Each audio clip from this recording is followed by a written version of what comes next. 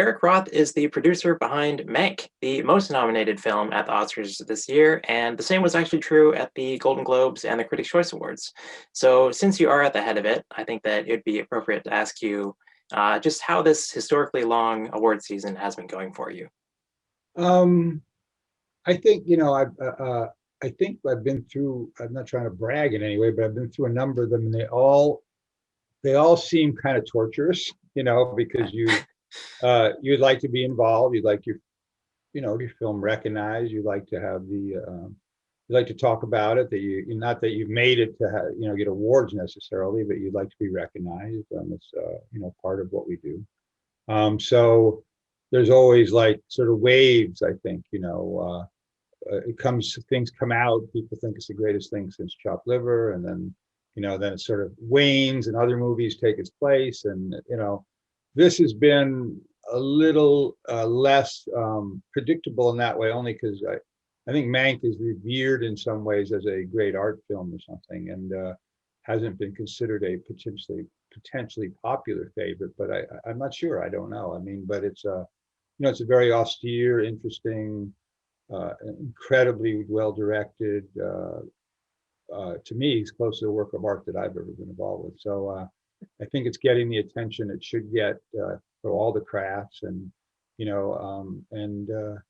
an audience will come along, if not now, sometime. But it's certainly, I think it's getting the recognition it's due.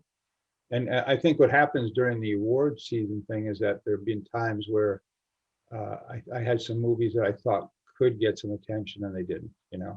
So that's just part of life. And then there's a few get maybe more attention than deserved, and it's just what it is. But it's sort of a dance you want to go to, and I'm not sure that you want to go, And it's the other difference is, if you don't mind me just keep talking. Yeah, please do. That's what we're here for.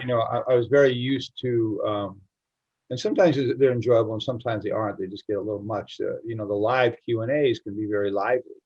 So you miss that interaction with an audience asking questions or moderated, and sitting with a panel of people you so love working with. And I miss not sitting with like David Fincher. We did it on Benjamin Button. I would have loved to have done that. And then you do Q&As at the Directors Guild in New York and out here. And I mean, it's a wonderful thing. You feel really part of an industry, part of a community. The same sense hasn't been there, obviously, because of the pandemic, and for the right reasons, and because it's obviously more somber. I mean, there's a tragedy of all the people that got lost, so makes everything else blush, and in relationship. Before Mank, you became a 5-time Oscar-nominated screenwriter. You won for Forrest Gump. You won the Lifetime Achievement Award from the Writers Guild of America 9 years ago. Now at 76, you are entering into the producing game. This is your first film credited as a producer. I would say that it's going to be a short entrance and probably exit, because it's not that I didn't enjoy it on this. I mean, David gave me every opportunity to learn on the job and also be a functioning producer in the way one, I think, is, being kind of eyes and ears behind the eyes and ears, and being also cognizant of what it sounds like, because I know the script very well, but I certainly don't know how to make a call sheet up. I don't know the line producing aspect, which David's wonderful wife Sion is an expert at that, and other things where she's creative. I have produced television shows, a number of them, including House of Cards and a couple others that are fairly well received. And so I always was very specific in working only with the writers. That was my job. I would work with the head writer in the writers' room, and give notes and do what I do best. On this, we set out together, David and I, when he asked me to join him, to protect the screenplay almost at all costs, to try to make sure that his dad's voice was heard. Jack Fincher, his father, who died like 17 years ago, and this is one of the few scripts he wrote. And it's I think he did just an amazing job. And David, I think, liked the fact that I know what it feels like to be a screenwriter, so I could add my touch to some of those areas we talk about on the script. And also, I know Hollywood fairly well, because I've been around it for almost 55 years, I guess. And so I think that was instrumental too. And then David and I have a wonderful collegial relationship, and we fight like cats and dogs. and he'll win 90% of the time. But it's a unique honor to work with him. I mean, I've had such a blessing. I mean, I'm working with Marty now, and I can't tell you how much I love the man and how inspirational he is, and what guidance he gives me, and also gives me freedom to write whatever I feel is good for the material. And David's the same. He has his different ways of doing it. Now, I feel like I'm probably just reading too much into it because the film has such what seem to be modern themes.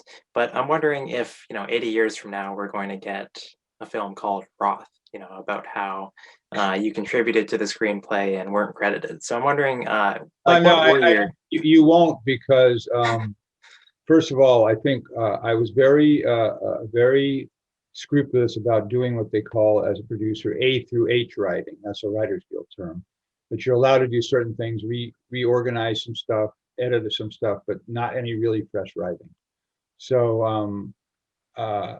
I think David and I would meet every morning at 6 a.m. and do FaceTime or something, and we'd go through the script and say, is this line working? Is this line not working? And then we'd go discuss it with the actors, and sometimes on the spot we would improvise. Sometimes we'd, maybe tweak a line, but I think most of what is there remains from the script.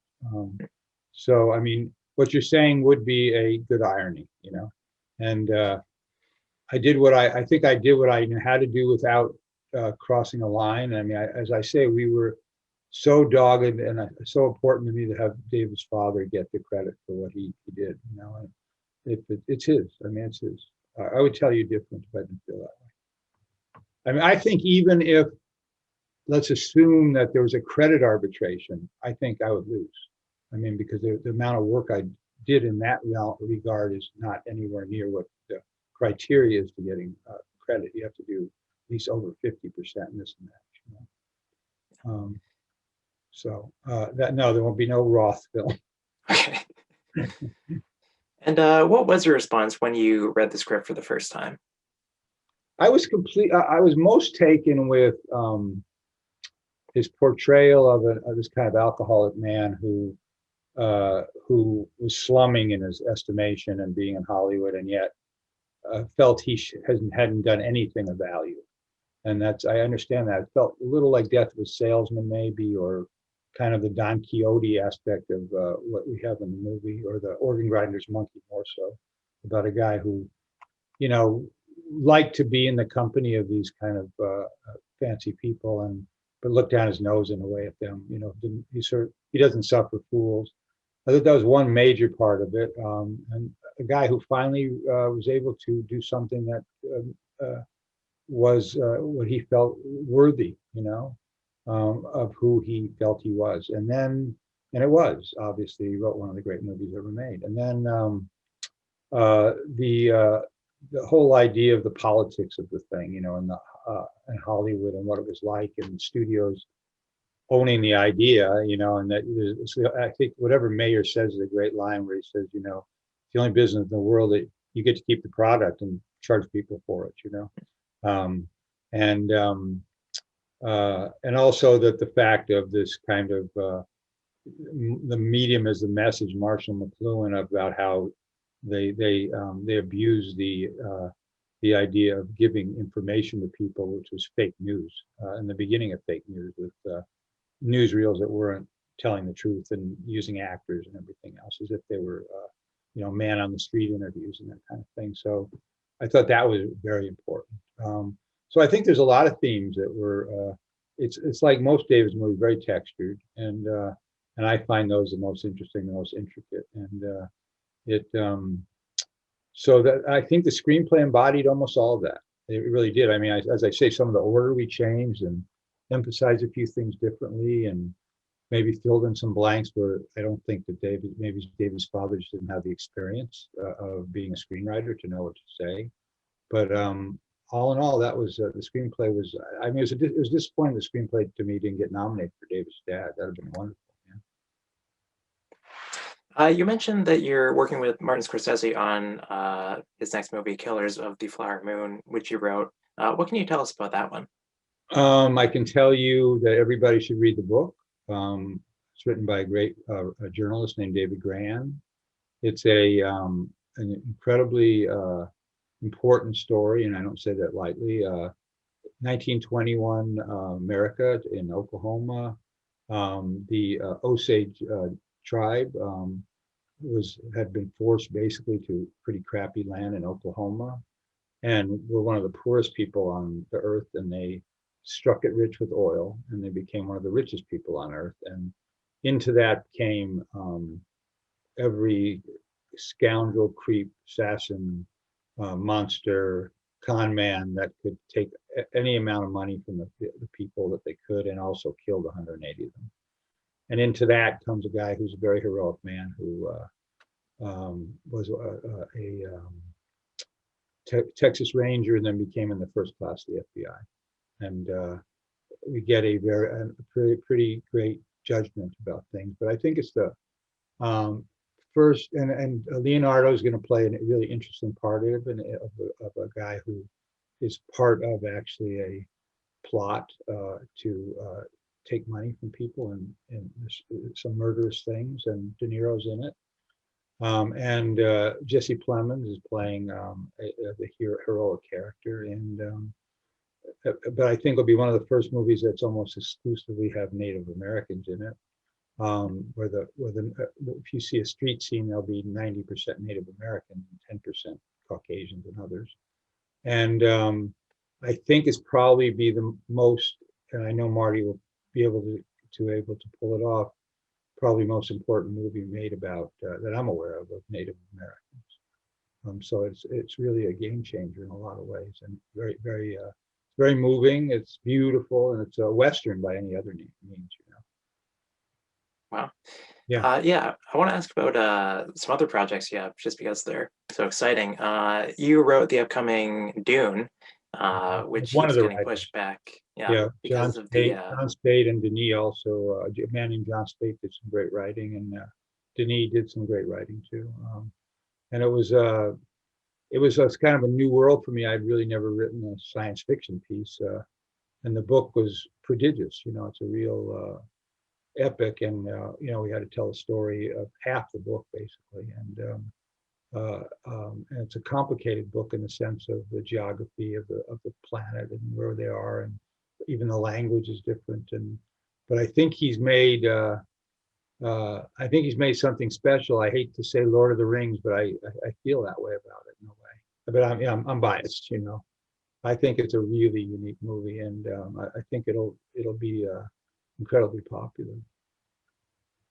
Yeah, I want to ask about how that one keeps getting pushed back because of the pandemic, and now it's kind of a poster child for kind of fighting back against this move to streaming. But you've actually been at the forefront of kind of moving the industry to streaming with House Yeah, of well, Cards, I have now a with very Mank. mixed, I have very mixed feelings about it. I'm obviously grateful that Netflix made Mank. I mean, I'm not sure if that movie's getting made in another universe. And yes, David and I, and a man named Josh Donnan began House of Cards, which changed the business. And I'm not saying for ill, but I have mixed feelings about it. My age group, I really grew up going to the movie theater. I started when I was 8 years old, going to the Brooklyn Paramount, sitting in the balcony and stars on the ceiling, and watching movies like Giant and War of the Worlds, and it just enveloped me. And I still was going 2 or 3 days a week before the pandemic to any movie I could get my hands on, and sit in the theater. And I love to watch it with with an audience and 40-foot screen, and be just a good audience. Just being an audience is wonderful, and laughing and crying with people. And I miss some of that, and on the other hand, I recognize that there's certain economics to it, and also the fact that probably way more eyeballs got to see or will see many of the things I hopefully will have out than would have their time in just a theater. So that is, as I said, I think it's a mixed blessing. I think Dune is perfect for a movie theater, for audiences. And I think they're going to give it a certain amount of time anyway, and then it'll show on. But I hope people will go see it as well in a movie theater, because I think it's made for that. I haven't even seen Mank in a big screen. Yeah. So that I cheated the movie in the sense that for all the skill and the beautiful imagery that David and sound that David recorded, and created. I haven't really gotten to really enjoy it to its fullest. I want to see it on movie. That's how he intended it. So at least, as a 30, even a 30 stealing movie, it's on a big screen. So it's a mixed thing. I mean, but I would say there's a lot. I think the good news is there's a lot more opportunities for writers and artisans and everybody to make things that streaming services will make available. More opportunities, and I think movies will find their footing. Like they were supposedly over when television started, and they're fine, or when sound started. And so I think there's a history of this, and I think they'll have to adapt in some way. But I still love going to movie theaters. Okay, Eric. Well, thanks very much for taking the time to chat with Gold Derby. All right, well, go Gold Derby, I guess. I mean, let's see how accurate you people are.